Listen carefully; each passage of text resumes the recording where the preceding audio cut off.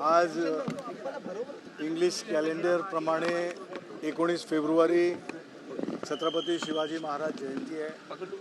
महाराष्ट्रात, देशामध्ये, जगभरामध्ये आज ती साजरी केली जाते। तिथीप्रमाणे फाल्गुनच्या तिथीप्रमाणे 6 मार्चला शिवजयंती साजरी होणार आहे।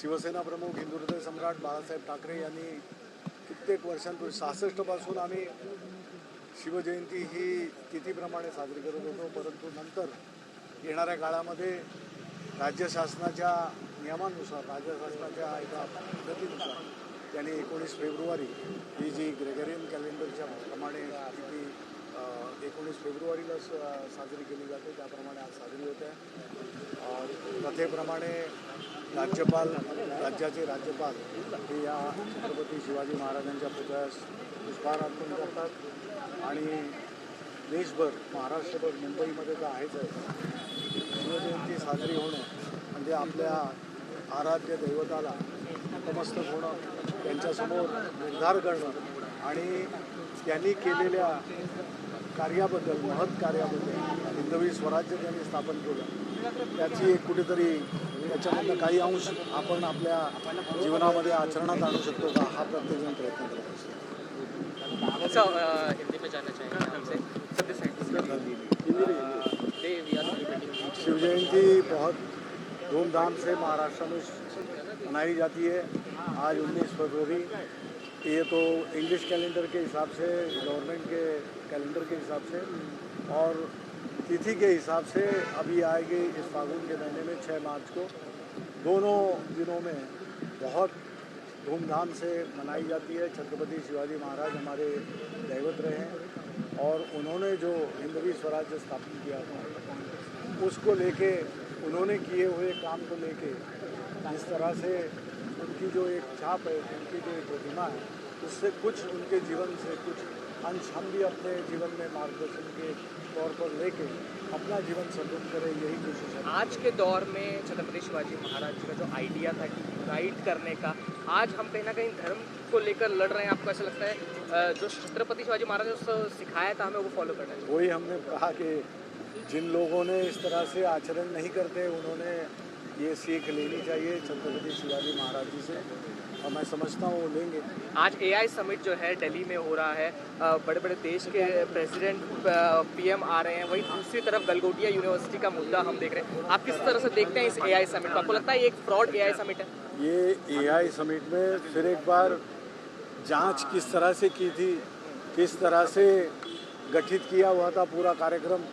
अगर इस तरह का चाइना से बना हुआ AI मॉडल वहाँ पे लिया जाता है तो क्या इसका पता आयोजकों को नहीं था, ऑर्गेनाइजर्स को इसका पता नहीं था? गवर्नमेंट ऑफ इंडिया, सिर्फ गवर्नमेंट ऑफ इंडिया भारतीयों के लिए ये प्रदर्शन नहीं हुआ, तो ये पूरे दुनिया के लिए था। दुनिया के बड़े बड़े मुल्कों से लोग आए हुए थे। AI अब जो ये सबसे बड़ा पड़ाव अब शुरू हो रहा है, इस पड़ाव में भारत की दौड़ भी दुनिया के मुकाबले में बहुत आगे रहेगी, रहनी चाहिए। लेकिन क्या हम गलगोटिया जैसे यूनिवर्सिटी के लोगों को, जिनके ऊपर किसने उसको ये किया, उसके ऊपर जांच हो गई, कड़ी सी कड़ी कार्रवाई जब गलगोटिया यूनिवर्सिटी पे हो रही है, तो जिसने इनको ये यहाँ पे एंट्री दी, उनके ऊपर क्या? लेकिन लगातार ये कहा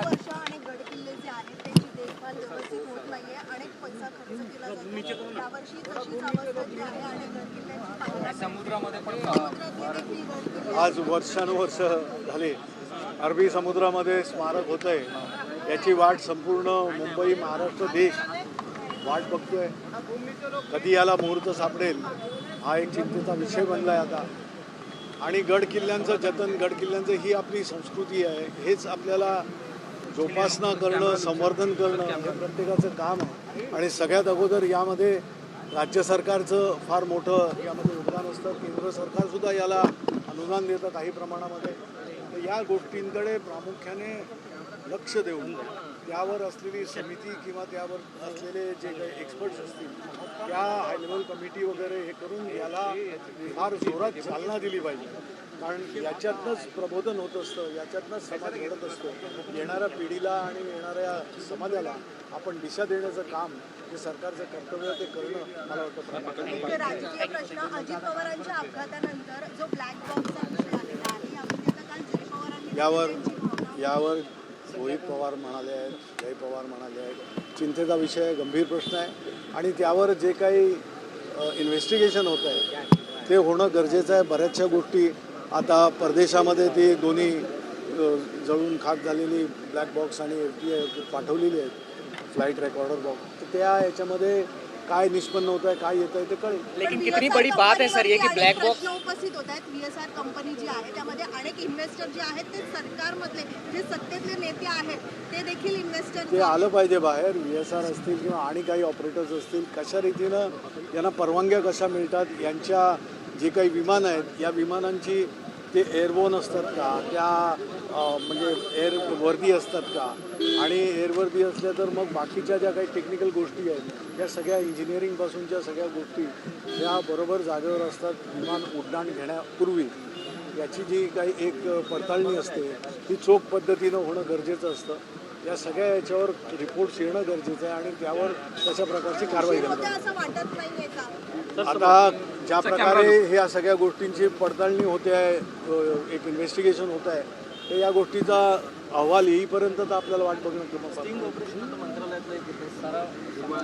कल्पना नाही आहे. स्टिंग ऑपरेशन्स आता ही तुम्ही जनतेला दाखवाल त्यावेळेला आम्हाला कळणार. स्टिंग ऑपरेशन तुम्ही मलाच विचारताय म्हटल्यानंतर काय मी त्याचा भाग पैसे मागताना तर त्यावर कारवाई, कठोर कारवाई होणं गरजेचं आहे. कुठेतरी काहीतरी दाखवतात आणि त्याच्यानंतर पाठीशी घातलं जातं, मग ते गडप होतं आणि मग पुन्हा मग याच सगळ्या गोष्टी सुरू असतात. सर्वसाधारण माणसाला याच्यातनं काही कुठचं काही मिळत नाही. याची चिंता हीच असते, उद्याची आताची महागाई, उद्या असलेले इंधन याच्यामध्ये वाढ, या गोष्टींना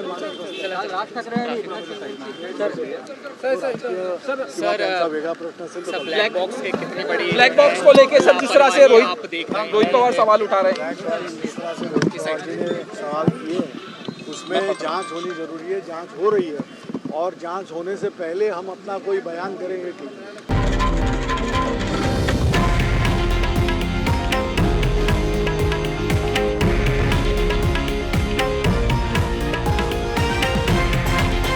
हे आहे देशातील नंबर 1 न्यूज नेटवर्क आणि आपण पाहत आहात TV9 मराठी, एकमेव.